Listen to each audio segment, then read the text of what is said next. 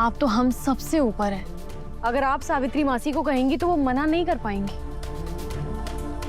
दिव्या बेटा, हम तुम्हारी भावनाओं को समझते हैं, लेकिन हम वसुधा के फैसले से भी सहमत हैं। हमें भी लगता है कि सावित्री को पैसे नहीं देने चाहिए। वैसे भी अपना मोगरे वाला घर तो खाली ही पड़ा हुआ है। मासा ने बिल्कुल सही कहा, तुमने सोच समझ कर फैसला लिया है। इस बुढ़ऊ का घर तो बेच भी नहीं पाऊंगा, ऊपर से गांव में रहकर मेहनत मजदूरी करनी पड़ेगी 100 अलग। मैं बस हबी चाबी लेकर आऊं।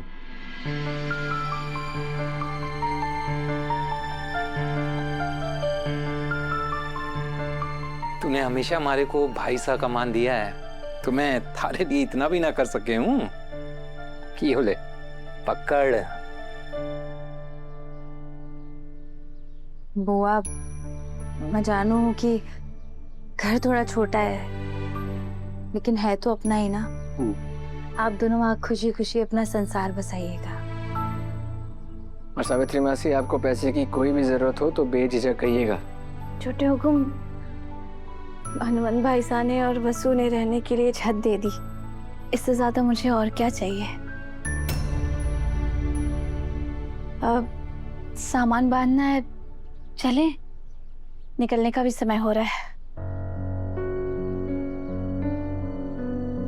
मैं तो बुरा फंस गया, अब क्या करूं? मैं भी सामान बांध लेता हूं।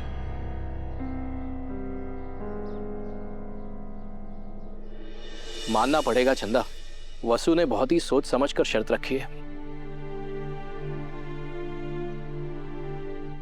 मासा,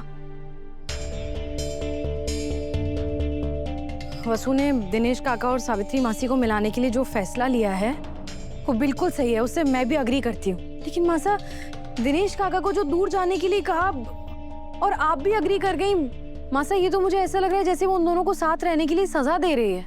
हमारे को तो पहले से ही पता था वो छोरी कुछ उल्टा पुल्टा फैसला ही लेवेगी।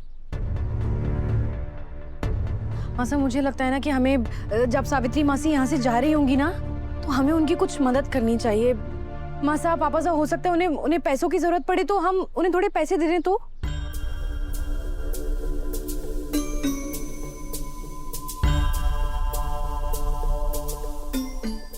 दिव्या बेटा, सावित्री के बारे में फैसला लेने का अधिकार अब सिर्फ वसुधा का है, और हम जितना वसुधा को जानते हैं, हमें लगता है कि वो सावित्री को पैसे देने से मना करेगी।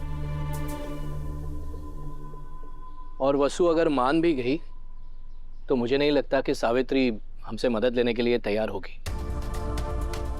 लेकिन मासा, आप तो हम सबसे ऊपर हैं। अगर आप सावित्री मासी को कहेंगी तो वो मना नहीं कर पाएंगी। दिव्या बेटा, हम तुम्हारी भावनाओं को समझते हैं, लेकिन हम वसुधा के फैसले से भी सहमत हैं।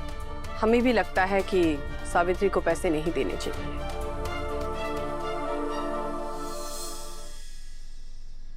हाय मारा राम जी, भाभी साहब और नौकरानी सावित्री की कितनी सगी बनती थी, लेकिन जैसे ही पैसे देने की बारी आई, उन दोनों ने भी अपने हाथ पीछे खींच लिए।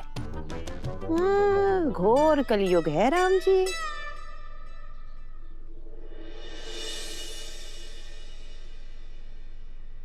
हुकुम, बड़े हुकुम, समझ नहीं आ रहा है इतने सालों का अपनापन और प्यार का शुक्रिया कैसे अदा करूं।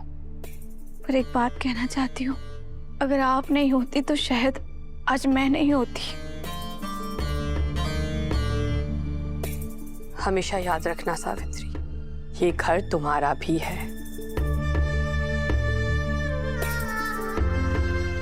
हमेशा खुश रहो, ढेर सारी खुशियां मिले।